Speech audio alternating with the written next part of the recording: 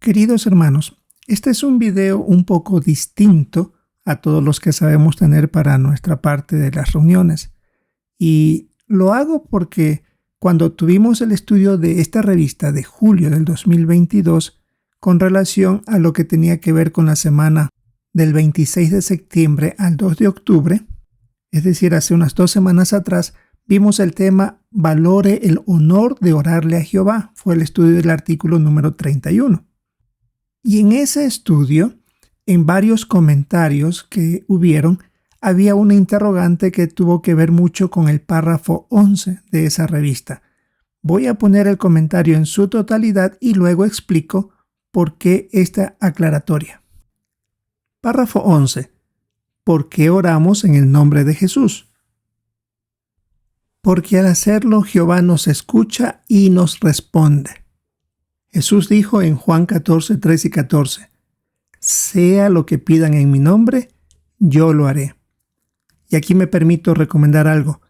Tenga siempre la precaución de cómo concluye usted la oración. Debe ser en el nombre de Jesús.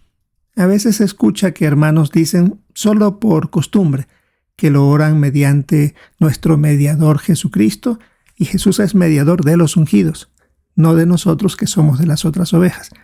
Otros dicen, te lo pedimos mediante el sacrificio de Jesús. El sacrificio de Jesús fue para perdón de pecados, no se usa para la oración. Entonces, este punto es muy importante. Dice claramente, si oramos en el nombre de Jesús, Jehová nos escucha y nos responde. Así que hay que tener la precaución porque es posible que esa sea la razón por la cual no estamos recibiendo las respuestas que tanto deseamos. Varios comentarios indicaron como que había la duda de por qué se dice que no debemos orar por medio de nuestro mediador, nuestro Señor Jesucristo. Y algunos comentarios decían que si acaso solamente Jesús es mediador entre Dios y los ungidos. Y también hubieron comentarios sobre dónde dice ese punto que Jesús es mediador solo entre Dios y los ungidos.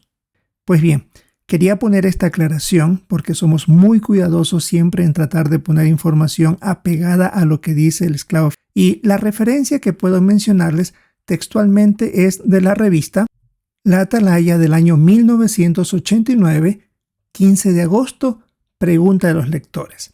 Voy a tratar de poner ciertos puntos importantes, pero ustedes tienen acceso a la publicación mediante la biblioteca que podemos encontrar en jw.org y ahí podemos examinar en su totalidad. La pregunta de los lectores decía de esa revista en la página número 30. ¿Es Jesús el mediador solo para los cristianos ungidos por Espíritu o para toda la humanidad? Puesto que 1 Timoteo 2, 5 y 6 lo llama el mediador que se dio a sí mismo como rescate correspondiente por todos. El texto bíblico dice, porque hay un solo Dios y hay un solo mediador entre Dios y los hombres, un hombre, Cristo Jesús, que se entregó como rescate correspondiente por todos. De esto se dará testimonio al tiempo debido.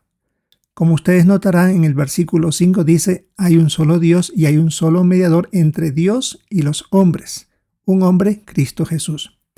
Esto podría pensar de que al hablar de los hombres se está refiriendo a toda la humanidad. Pero volviendo al artículo de pregunta de los lectores, dicen en ciertas secciones esto.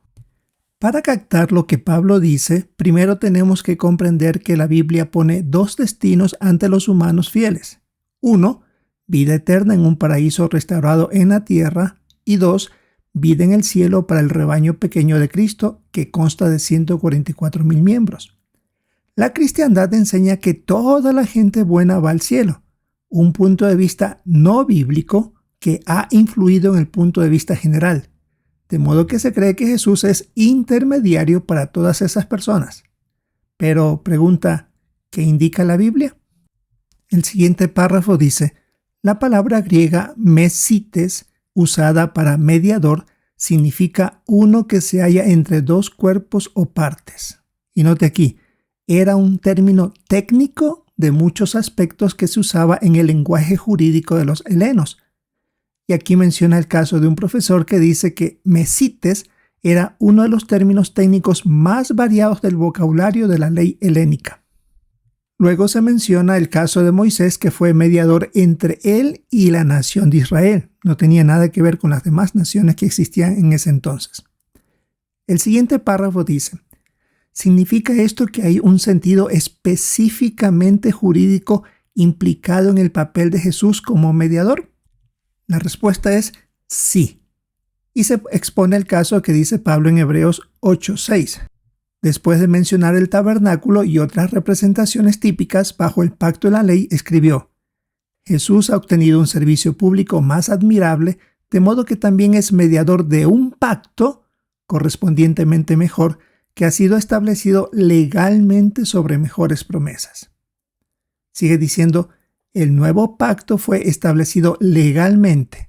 Colocó la base para que algunos seguidores de Cristo, comenzando con los apóstoles, obtuvieran entrada al lugar santo, el cielo mismo. Eso aplica solo a los ungidos. Más abajo, en otros párrafos que textualmente lo pongo y ustedes lo pueden revisar, dice: está claro, pues, que el nuevo pacto no es un arreglo vago o indeterminado accesible a toda la humanidad. Es una provisión jurídica cuidadosamente organizada que envuelve a Dios, ¿y a quiénes? Y a los cristianos ungidos. Ahora les leo completamente los 2 párrafos de conclusión de esta pregunta a los lectores. Por consiguiente, en 1 Timoteo 2, 5 y 6, no se usa mediador en el sentido amplio que es común en muchos idiomas.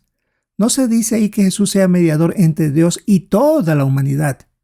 Más bien la referencia es a Cristo como el mediador jurídico o procurador del nuevo pacto, que es el sentido limitado en que la Biblia usa el término.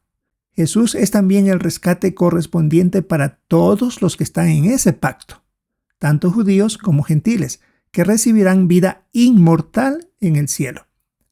El apóstol Juan se refirió a estos en 1 Juan 2:2, pero indicó que hay otros que también se beneficiarán del sacrificio. No habla del mediador, sino del sacrificio de Cristo. Él es un sacrificio propiciatorio por nuestros pecados, pero no solo por los nuestros, sino también por los de todo el mundo. Todo el mundo son todos los que obtendrán vida eterna en un paraíso terrestre restaurado. Millones de esos siervos aprobados por Dios tienen ahora esa esperanza terrestre. Reconocen a Jesús como su sumo sacerdote y rey, mediante el cual pueden acercarse diariamente a Jehová. Confían en el rescate de Jesús, que les es accesible, tal como será accesible a hombres como Abraham, David y Juan el Bautizante cuando sean resucitados.